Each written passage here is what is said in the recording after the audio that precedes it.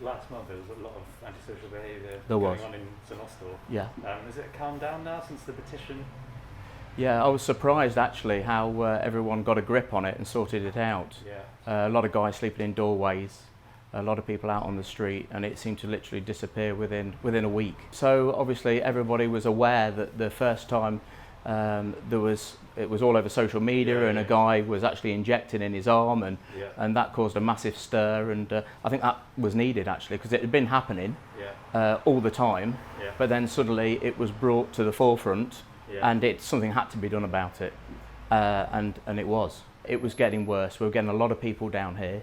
It was the time of year and after lockdown, and we were just inundated with people living on the streets, and they're literally doing drugs, in broad daylight.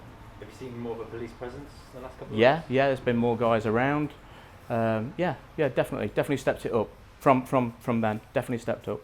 Yeah, I hope it continues. But I think the public now are stepping forward and saying, hey, we don't want this. Now, the other day I was just going into the bank. There was a homeless guy there wanting to go into the bank. He didn't have a mask. I sent one of the guys down to get him a mask. We got him a mask. We were talking to him, nice chap. And then loads of other street people come up to him swearing in the street and shouting. Now, there's a massive queue there waiting outside the bank. And I said, whoa, hold on a minute. No, we're not having that. As a community, we're not going to put up with that anymore.